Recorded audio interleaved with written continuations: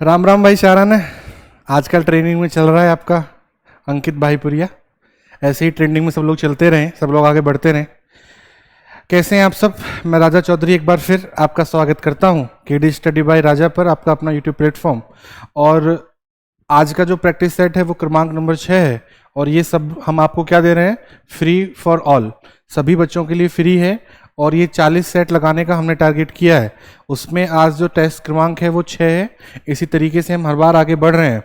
और आपको पता होना चाहिए कि रीजनिंग के सेट और जीएस के सेट भी आपके अगले वीक से शुरू हो जाएंगे, वो भी सभी के लिए फ्री रहेंगे। तो हमारा प्रयास ये है कि जो हमारे बच्चे हैं वो अधिक से अधिक पढ़ें और अधिक से अधिक सिलेक्शन लें।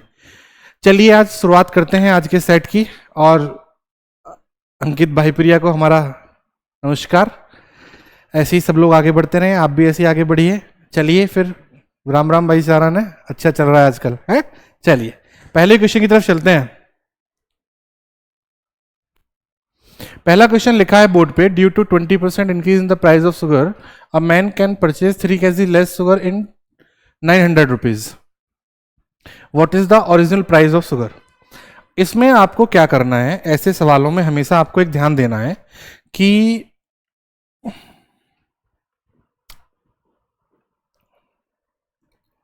ऐसे सवालों को करना बहुत आसान है। कैसे करेंगे?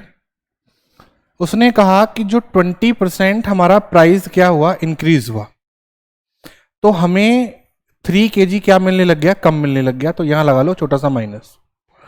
अगर 20% की वैल्यू 3 किलो है तो हम यहाँ कितने की वैल्यू निकाल सकते हैं? हम यहाँ 100% की वैल्यू निकाल सकते हैं। तो आप देखिए कितने गुना हुआ, ये 5 गुना हुआ। तो आप इसको भी सीधा सीधा 5 गुना कर दीजिए। और ये 5 गुना करेंगे तो 5 या कितने होते हैं? 15 किलो। यानी कि 100% की वैल्यू कितने किलो है? 15 किलो। अब यहां हमसे पूछा है चीनी का असली। असली का मतलब होता है ओरिजिनल, यानी कि वास्तविक। ठीक है, तो आपके पास दो प्राइस होते हैं, एक तो न्यू प्राइस होता है, एक ओल्ड प्राइस होता है। हमारे पास कितने रुपए हैं? 900 रुपए। बस हमें अब क्या करना है? डिवाइड करना है। अब हमें कितनी मिली? 15। 15 छक्के 90, कितने रुपए किलो होगी? 60 रुपए पर केजी।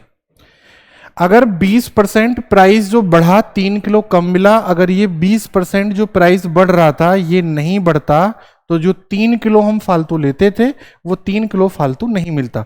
यानी कि 15 किलो मिलता था, वो 3 किलो कम हो गया। तो यानी कि पहले 3 किलो ज्यादा मिलता होगा, तो कितना मिल रहा होगा? 15 और 3 18 किलो, और 18 पंजे होते हैं 90। तो इसका प्राइस क्या हो गया? 50 रुपए पर केजी। समझ पा रहे हैं आप मेरी बात? मैं आपको समझाने का जो प्रयास कर रहा हूं। बड़ा अच्छा सवाल है, पेपर में बहुत ज़्यादा पूछा भी जाता है। आप लोग थोड़ा अच्छे से लगाइए। चलिए क्वेश्चन नंबर 2 की तरफ चलते हैं। आज के प्रैक्टिस सेट 6 का क्वेश्चन नंबर 2। क्वेश्चन नंबर 2 में कहा गया है कि हमारे पास 3 लोग हैं। ए की कार्य क्षमता बी से 2 गुनी है और सी से 3 गुनी है। यदि ए बी सी एक साथ कार्य को 15 दिन में समाप्त करते हैं तो बी और सी एक साथ कितने दिन में करेंगे? हमारे पास एक तो ए है, एक बी है और एक सी है। क्वेश्चन ने कहा इससे तो डबल है और इससे कितना है? इससे 3 गुना है। तो अगर ये 3 है, ये 6 है और ये 2 है, तो 3 दूनी 6 होते हैं, 2 तिया 6 होते हैं। हो गया 2 गुना और 3 गुना। तीनों की वैल्यू कितनी हो गई? ए प्लस बी प्लस सी। ए प्लस बी प्लस सी 11, और ये टोटल काम करते हैं 15 दिन तक। तो इन्होंने काम किया 15, 150, 150 और 15 कितने होते हैं? 165। अब क्वेश्चन ने कहा कि आप जो है, एक तो बी भाई साहब को पकड़ लो, एक सी को पकड़ लो। यानी कि बी को सी के साथ आप 165 काम को बी और सी करते हैं 5, 5 या 15, 5 या 15। बी और सी मेरे भाई इस काम को 33 दिन में निपटा देंगे और काम खत्म करके क्या हो जाएंगे? चले जाएंगे। ऐसे ही अच्छे अच्छे सवाल एग्जाम में आते रहते हैं और ऐसे ही अच्छे अच्छे सवालों को हम भी लगाते रहते हैं आपके साथ साथ। आप लोग पढ़िए, प्रैक्टिस कीजिए। जितनी प्रैक्टिस आप करेंगे उतना ही कम है, ये आप मान लीजिए, क्योंकि एग्जाम बहुत नज़दीक है और पढ़ाई बहुत ज़्यादा करनी है। टारगेट अच्छा रखना है, ठीक है? चलिए क्वेश्चन नंबर 3, आज की क्लास की क्वेश्चन नंबर 3 की तरफ चलते हैं। ये देखिए क्वेश्चन नंबर 3 है कि ए की कार्य क्षमता बी से 3 गुना है। ए की जो कार्य क्षमता है वो बी से 3 गुना है, अधिक है। यदि वह बी से 60 दिन कम लेता है, यानी कि अगर ये इसकी गुना 3 गुना है डी से, 3D, तो इजिकल टू 60। तो 2D बराबर कितना? 60। और डी की वैल्यू कितनी होगी मेरे भाई? डी की वैल्यू हो गई 30। अब क्वेश्चन ने कहा ए और बी है, कौन कौन है, एक तो ए है एक बी है। ए की कार्य क्षमता बी से 3 गुना अधिक है, समझ रहे हो, और वह काम करने में बी से 60 दिन कम समय लेता है। तो अगर ये 30 दिन में करेगा तो ये काम को कितने दिन में करेगा, 90 दिन में। तभी तो ए ने बी से 60 दिन कम लिए। तो दोनों का एलसीएम कितना आ गया, दोनों का एलसीएम आ गया 90, 30 तिया 90, एफिशिएंसी आ गई 90 एकम 90, इनकी कार्य क्षमता आ गई काम करने की, एक दिन में कितना कितना काम करते हैं।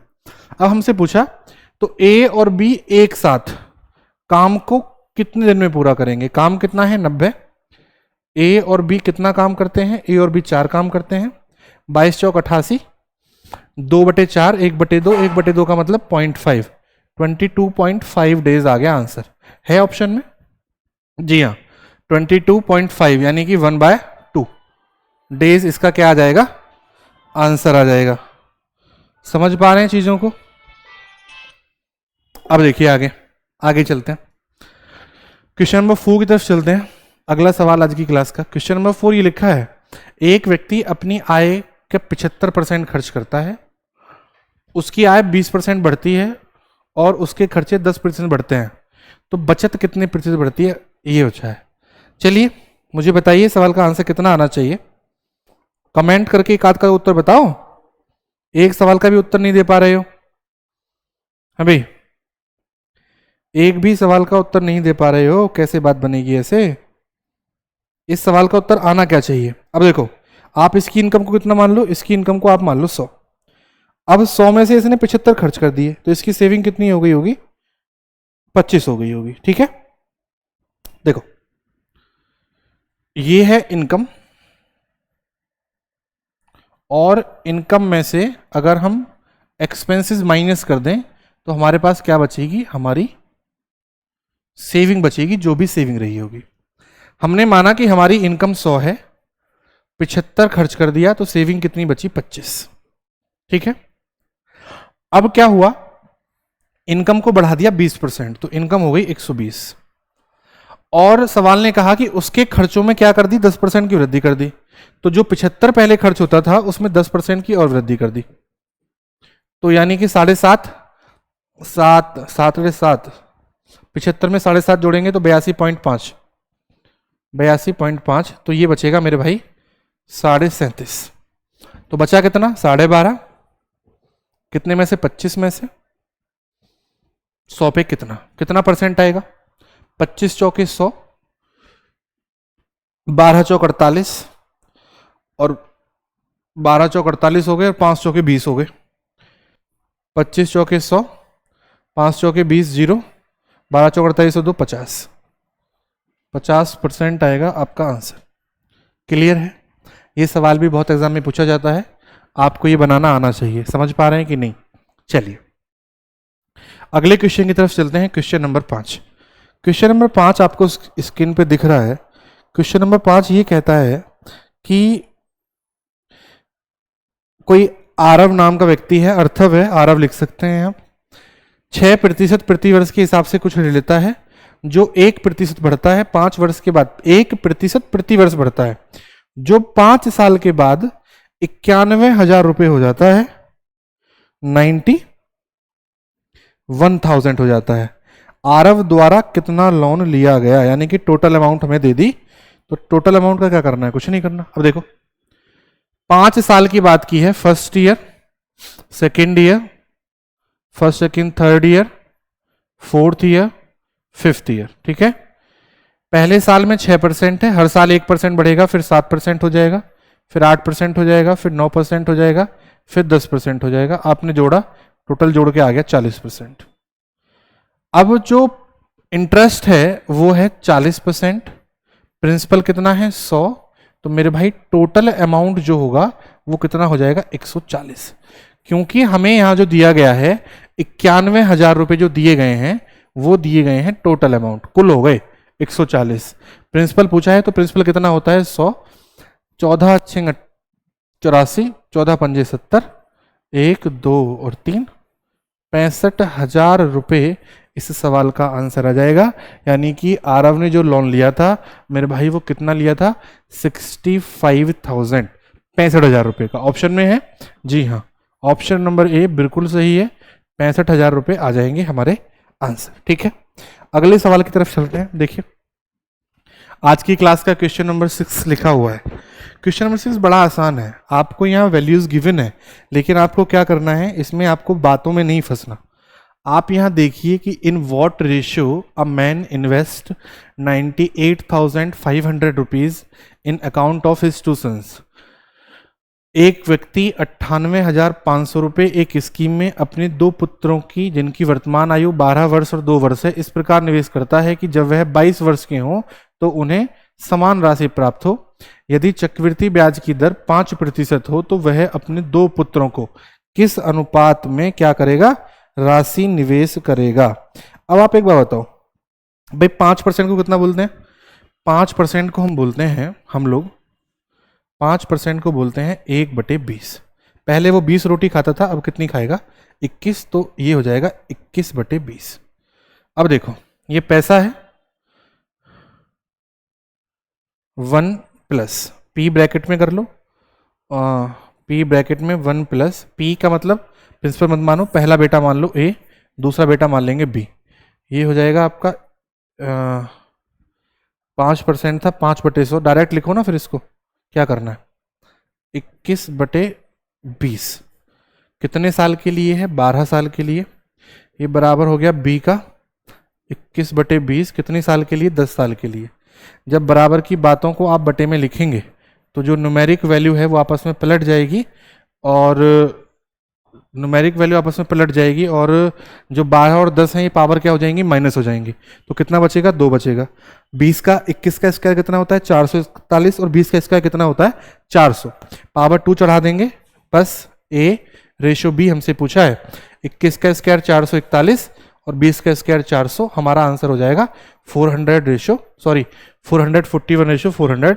ऑप्शन में नहीं है तो आप घबराइए नहीं, एक ऑप्शन और होगा ई, इसको लिख लीजिए 441/400, है ना। मिस प्रिंटिंग है, कोई इश्यू नहीं है, आंसर यही आएगा पर। ठीक है, आगे चलेंगे अपनी क्लास का क्वेश्चन नंबर 7 स्क्रीन पे दिख रहा है आपको। क्वेश्चन नंबर 7 ये कहता है, एक बर्तन में दूध भरा है 80 लीटर। 80 लीटर दूध है और इसमें से हमने 8 लीटर दूध निकाल लिया, तो दूध कितना बचा मेरे भाई? 72 लीटर बचा। आप इसको क्या कर दो, रेशियो में ले लो मिल्क का और लेफ्ट मिल्क का। 8 ने 72 और 8 दिशा में 80, 10:9 आ गया। इस प्रक्रिया को दोबारा दोहराया गया, इस प्रक्रिया को एक बार और दोहरा दिया, तो 10 और 9 फिर दोहरा दिया, तो 10 10 100 और 9 9 होते हैं मेरे भाई कितने? 81। तो नए मिश्रण में दूध की मात्रा का पता लगाइए। दूध है 80 लीटर, सवाल के हिसाब से कितना है? 100 लीटर। तो 81 की मात्रा हमसे पूछिए कितना होगा। आप कुछ मत करिए, आप इन दोनों की मल्टीप्लाई कर लीजिए। एक 0 से एक 0 काट देंगे, 8 एकम 8, 8 अट्ठे 64 होते हैं, तो 648। नीचे 0 है तो पॉइंट लगा दो एक अंक बाद। 64.8 लीटर, इसका क्या आ जाएगा आंसर? 64.8, यहाँ पॉइंट भी है तो 64.8 लगा देना। ये क्या है? हमारे नए मिश्रण में दूध की मात्रा। नए मिश्रण में क्या है? दूध की मात्रा। समझ पा रहे हैं आप लोग? अगला सवाल देखेंगे, करके बताइए आंसर।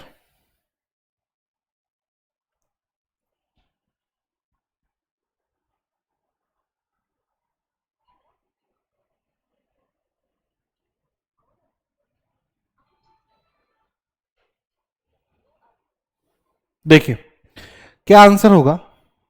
ये सवाल हमारा लिखा है बोर्ड पे, एक कार्यालय में पूरे स्टाफ का औसत वेतन 12,000 रुपए प्रति महीने है। अधिकारियों का औसत वेतन क्या है? 46,000 है, और गैर अधिकारियों का कितना है? 11,000। देखो ये हो गए कौन? ऑफिसर्स। ये कौन हो गए? Non officers. ऑफिसर्स का 46,000 है, नॉन ऑफिसर्स का 11,000 है, और जो पूरा एवरेज है वो 12,000 है। तो यहाँ एलिगेशन लगा दो, यहाँ 1,000 बचेगा, और 46,000 में से 12,000 घटाओगे तो यहाँ मेरे ख्याल से 34,000 बचेगा।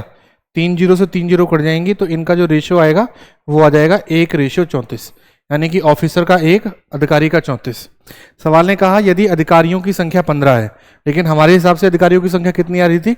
1 आ रही थी, 1 की वैल्यू है 15। तो हमसे कहा कि कार्यालय में गैर ऑफिसर्स यानी कि नॉन ऑफिसर्स, तो नॉन ऑफिसर्स कितने हैं मेरे भाई 34 हैं, तो 34 गुणा 15 के हिसाब से कितने हो जाएंगे 15 × 45 और 15 चौके 60, 350 और 60 कितने होते हैं 400, नहीं 15 × 45 400 510, 510 आ जाएंगे मेरे भाई non officers. Option number C आप लगाइए, आंसर लगा दीजिए और अगले सवाल की तरफ क्या कर दीजिए मूव कर दीजिए। समझ पा रहे हैं कि नहीं? आगे देखेंगे, अगला सवाल हम लोग देखेंगे क्वेश्चन कैसे होगा।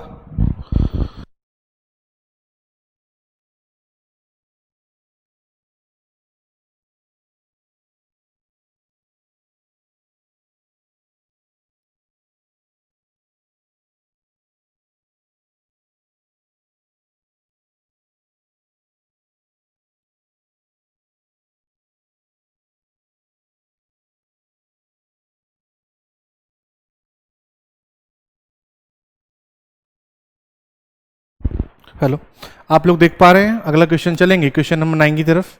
क्वेश्चन नंबर 9 ये लिखा है कि P और Q, ये है P भाई साहब, ये है Q, इनका जो आय का अनुपात है 3:4 है। 5 साल बाद Q P से 5 साल बड़ा होगा, लेकिन ये कितनी साल बड़ा है? एक की वैल्यू 5 है। तो हमसे पूछा P की वर्तमान आयु क्या होगी, तो फंसना नहीं, P की वर्तमान आयु में 5 की गुणा कर दो, 5 या 15 वर्ष। ऐसे सवालों को तो सेकंड में करो, फंसने का क्या मतलब, सोचना ही नहीं। अभी SSC में आया है रिसेंटली, CGL में ऐसे सवाल, समझ रहे हो, मजाक कर रहे हैं लोग। चलिए आगे चलते हैं, क्वेश्चन नंबर 10 करते हैं। 5 छात्रों द्वारा, 5 है कि 50 है यही नहीं पता अभी, तो चलिए 5 ही कर लेते हैं। 5 छात्रों द्वारा गणित में प्राप्त अंकों का औसत कितना है? 50 है। बाद में यह महसूस किया गया कि एक छात्र द्वारा जो अंक 84 मिलने थे वो कितने मिले मेरे भाई? वो मिले 48। तो गलती कितने की हुई? 14 से 8 गया 6, तो 36 अंकों की गलती हुई। समझ रहे हो कितने अंकों की गलती हुई? 36 अंकों की। सही औसत क्या है? 36 अंकों को कितने बच्चों में बांट दो? 5 अंकों में बांट दो, 5 सत्ते 35 और 5 दूनी 10, सॉरी 5 दूनी 10। तो कमी कितने की होगी? 7.2 की।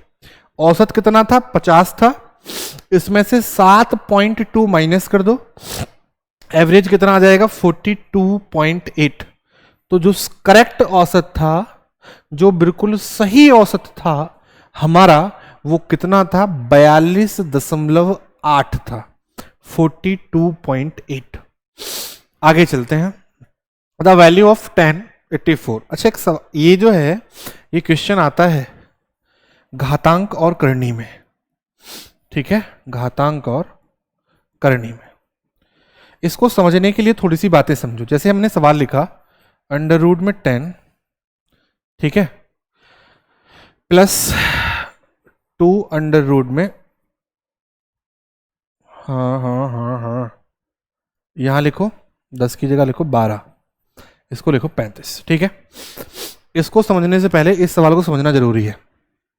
अगर ये सवाल हमें आता है, अब हमें क्या करना है, अगर हमें इस छोटे वाले रूट से पहले 2 लिखा मिलता है तो आप इस 2 को भूल जाइए, और हम क्या करते हैं, हम इस नंबर के फैक्टर ऐसे करते हैं कि मल्टीप्लाई करने पर तो 35 आए, लेकिन इनको अगर यहाँ प्लस है जोड़ने पर कितना आए? 12। तो अगर 7 पन्ने 35, 7 5 12 वैल्यू सेटिस्फाई हो जाती हैं, तो √7 यहाँ प्लस है तो प्लस, √5 हमारे सवाल का क्या हो जाता है? आंसर। लेकिन जब 2 यहां होगा तब, ऐसा कब होगा? जब 2 यहां होगा। लेकिन 2 यहां लाना है तो आपको क्या करना पड़ेगा? आपको इसमें अंदर मल्टीप्लाई करने की पड़ेगी 4 से, क्योंकि 4 अंदर होगा तभी बाहर आएगा। तो 21 चौक 84 होते हैं, तो 10 + 2 रूट में कितना लिख दो? 21। समझ में आई बात कि नहीं? अब ये बिल्कुल सवाल सेम इसी की तरह बन गया। अब क्या करेंगे? 7 × 3 = 21 होते हैं, तो √7 + √3, 7 × 3 = 21, 7 और 3 10, क्योंकि यहां बीच में प्लस था, तो √7 + √3 हमारे सवाल का आंसर होगा। इस तरीके से आप इन सवालों को कर सकते हैं। इन सवालों पे आपको क्या करना है? फोकस करना है। बात क्लियर है? ये बड़ा अच्छा सवाल है, पेपर में भी कई बार पूछा जाता है, पेपर में भी कई बार आया है, तो इन चीजों पे हमें क्या करना है? फोकस करना है। क्लियर है? आगे चलते हैं, क्वेश्चन नंबर 12 की तरफ चलेंगे। क्वेश्चन नंबर 12 की तरफ हम लोग चलेंगे। क्वेश्चन नंबर 12 ये कहता है कि वह छोटी से छोटी संख्या ज्ञात कीजिए जब यह है 20, 25, 35 व 40। 20 है, 25 है, 35 है और 40 से विभाजित करने के अनुसार शेषफल अलग अलग बचे। तो ऐसे सवालों में क्या करना है, पहले आप लिखिए यहाँ 20, यहाँ लिखिए 25, यहाँ लिखिए 35 और यहाँ लिखिए 40। अब जिनको माइनस करना है, शेषफल देना है, तो आप शेषफल पहले दिलवा लीजिए। ये 14 शेषफल, ये 19, ये 29 और ये 34। हमने देखा कि यहाँ अगर हम सबको घटाते हैं तो यहाँ कितना आ जाता है 6, यानी कि अगर हम हर संख्या से 6 घटा दें तो हमें प्राप्त संख्या मिल जाएगी, जिसकी ये बात कर रहा था। अब जो प्राप्त संख्या होगी तो हमें सबसे पहले क्या चाहिए, हमें इनका एलसीएम चाहिए। अगर हमें इनका एलसीएम पता है तो हम सवालों को कर देंगे। एलसीएम ऑप्शन के अकॉर्डिंग लेंगे। ऑप्शन दिख रहे हैं 1000 से प्लस, तो ऑप्शन इनका जो एलसीएम आएगा वो आएगा 4 दूनी 8, 4 25, 8 40 हो जाएगा, 35 7 4 7 28, 24 24 दूनी 48, 140, यानी कि इनका एलसीएम हो जाएगा 1400। और 1400 से भाग बचना है इतना इतना, तो आप जो कॉमन आया उसको घटा दीजिए। 6 यहाँ घटा देंगे तो 1394 एक ऐसी संख्या है कि आप उसको चाहे तो आप 20 से काट लो, चाहे आप उसको 25 से काट लो, चाहे 35 से काट लो, चाहे 40 से काट लो। वो शेषफल जो सवाल कह रहा है वो हर साल बचाएगी। तो आपका आंसर हो जाएगा 1394। आंसर लगा देंगे और हम अगले सवाल की तरफ क्या कर जाएंगे, मूव कर जाएंगे। मुझे उम्मीद है जो मैं आपको समझाने का प्रयास कर रहा हूँ वो आपकी समझ में आ भी रहा है। और आपको पता होना चाहिए कि जो आपका YouTube चैनल है अपना केडी स्टडी बाय राजा, वो आपके लिए निरंतर प्रयास करता रहता है, निरंतर ये सोचता रहता है कि हम आपको बेहतर क्या दें। तो उसी क्रम में हम आपके लिए जल्दी ही जीएस के प्रैक्टिस सेट और रीजनिंग के प्रैक्टिस सेट भी लेकर आ रहे हैं, और आगे हम कंप्यूटर के भी लेके आएंगे। तो मुझे आशा है कि हम आपको हर वो डाटा दें जो आपके एग्जाम के में आपकी सहायता करे। समझ पा रहे हैं आप मेरी बात? चलिए अगले क्वेश्चन की तरफ चलते हैं। आज की क्लास का क्वेश्चन नंबर 13। क्वेश्चन नंबर 13 ये कहता है 5000 रुपए के घन का 2 वर्ष का सीआई और एसआई का अंतर कितना है, 72 रुपए है। तो ब्याज की दर ज्ञात कीजिए। आपको पता होना चाहिए कि जब हमें सीआई और एसआई का अंतर, ऐसा कोई भी सवाल जिसमें हमें सीआई और एसआई का अंतर गिवन हो, तो उसके लिए एक फॉर्मूला होता है अंडर रूट में डिफरेंस अपॉन प्रिंसिपल, और 100 कहाँ होगा, रूट के बाहर। डिफरेंस कितना है 72, प्रिंसिपल कितना है 5000। आप इनको यहीं काट लो, आप छोटा करके लिख दो 36 और कितना 2500। अब चढ़ा लो रूट। तो ये कितने का होता है 6 का, ये कितने का होता है 50 का, गुणा में 100 है। 50 से कितनी बार कट जाएगा, 2 बार। 6 दूनी कितने होते हैं 12%। तो हमारे पास 12% है। ऑप्शन नंबर ए में हमारे पास 12% भी है, और हम 12% अपना आंसर लगा देंगे और अगली तरफ की तरफ सवाल की तरफ क्या कर जाएंगे, मूव। तो ध्यान रखना है 2 साल का हो, सीआईएसआई का अंतर हो, प्रिंसिपल गिवन हो, तो डिफरेंस अपॉन प्रिंसिपल रूट में आता है, मल्टीप्लाई बाहर में होता है। ये डायरेक्ट फॉर्मूला हम लगा देते हैं और हमारे सवाल का आंसर आ जाता है।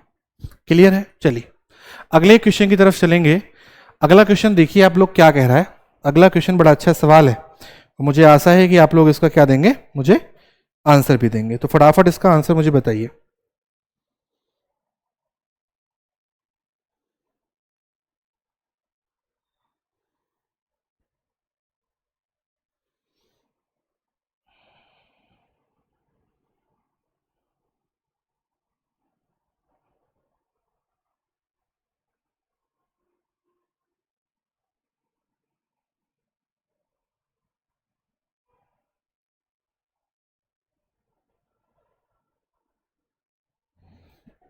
इसका देखिए क्वेश्चन लिखा हुआ है। क्वेश्चन ये कह रहा है कि find the number of sides of a polygon if the number of its diagonal is 27। Formula क्या होता है, n ब्रैकेट में n-3 अपॉन में 2 इज इक्वल टू जो भी आएगा विकर्णों की संख्या। यहाँ विकर्णों की संख्या क्या दे रखी है, 27 दे रखी है। अब विकर्णों की संख्या यहाँ 27 है, तो मेरे भाई यहाँ जो वैल्यू आनी चाहिए n-3, ये कितना आना चाहिए 27 दूनी 54। तो हमें यहाँ ऐसी संख्या पुट करनी है, हमें यहाँ ऐसी संख्या पुट करनी है कि यहाँ इसको घटाएं और इसमें गुणा करें 54 मिल जाए। तो अगर मैं यहाँ n की जगह 9 रख दूं ऑप्शन के अकॉर्डिंग, 9 रख दूं तो मैं यहाँ 9 से 3 माइनस करूंगा तो यहाँ मुझे मिलेगा 6 और 9 छिक्के होते हैं 54, यानी कि मैं कह सकता हूँ मेरी वैल्यू सेटिस्फाई हो गई और मुझे कितना मिल गया, n की वैल्यू 9 मिल गई और मैं 9 अपना आंसर लगा दूंगा और मैं कहूंगा कि सर विकर्ण की संख्या 27 होगी तो किसी बहुभुज के भुजाओं की संख्या कितनी होंगी, 9। डायगोनल जब 27 बनेंगे जब उसकी साइड्स कितनी होंगी, 9 होंगी। बहुभुज का मतलब जो बहुत सारी भुजाओं वाला हो, जिसकी बहुत सारी भुजाएं हो तो वो कितनी भुजा का होगा, 9 साइड का होगा। अगले सवाल की तरफ चलते हैं। अगला सवाल आप लोग बोर्ड पे देखिए और इसका आंसर मुझे बताइए। अगला सवाल ये कहता है कि the volume of a coin is 729 centimetre cube, find the diagonal. किसी घन का आयतन 729 सेंटीमीटर है तो हमें इसका क्या बताना है, विकर्ण। कितनी जल्दी आप लोग आंसर दे सकते हैं? एक भी सवाल का आंसर आप लोगों ने नहीं दिया है, कमेंट करके मुझे कमेंट करके आंसर बताइए इस सवाल का कितना आएगा। जल्दी फटाफट करिए कमेंट, कितनी जल्दी आप लोग बताएंगे। आपको पता होना चाहिए अगर 729 दे रखा है तो एरिया घन हो गया a की cube is equal to 729 centimetre है और a की क्यूब अगर 729 सेंटीमीटर है तो यहां a कितना हो जाएगा, a हो जाएगा 9। तो डायगोनल निकालने के लिए क्या होता है फॉर्मूला, √3 है। डायगोनल क्या होते हैं, √3a। समझ पा रहे हैं कि नहीं? अब देखो a की क्यूब इज इक्वल टू 729 है तो a का मतलब कितना हो जाएगा, 9 हो जाएगा। जो डायगोनल होते हैं विकर्ण होता है, विकर्ण ज्ञात करना है तो वो विकर्ण होता है √3 है। अब √3 है, a 9 है तो आप क्या करिए, d इज इक्वल टू लिख दीजिए 9√3। ऑप्शन में है 9√3, बिल्कुल लगा दीजिए, फंसना नहीं है, आंसर लगा दीजिए 9√3। और मुझे लगता है ये सवाल आपकी समझ में आया होगा और आप लोग इसको करने का भी प्रयास कर रहे हैं। जो हमारा YouTube चैनल है KD स्टडी बाय राजा, उसको अधिक से अधिक शेयर कीजिए, लाइक कीजिए, सब्सक्राइब कीजिए और हम ऐसे ही निरंतर आपको अच्छी अच्छी क्लासेस, अच्छी अच्छी वीडियो और अच्छे अच्छे क्वेश्चंस प्रोवाइड कराते रहेंगे। जैसा कि मैंने आपसे वादा किया है, हम जल्दी ही रीजनिंग और जल्दी ही GS के प्रैक्टिस सेट भी आपके लिए लेकर आ रहे हैं। तो फिर हमारे साथ जुड़ने में कौन सी प्रॉब्लम है? आप लोगों से बस यही अनुरोध रहता है कि हमारी क्लास को अधिक से अधिक शेयर करो। मिलते हैं फिर अगली क्लास में प्रैक्टिस सेट 7 के साथ। तब तक के लिए साथियों, जय हिंद, जय भारत, नमस्कार, राम राम भाईचारा ने। ठीक है, मिलते हैं फिर।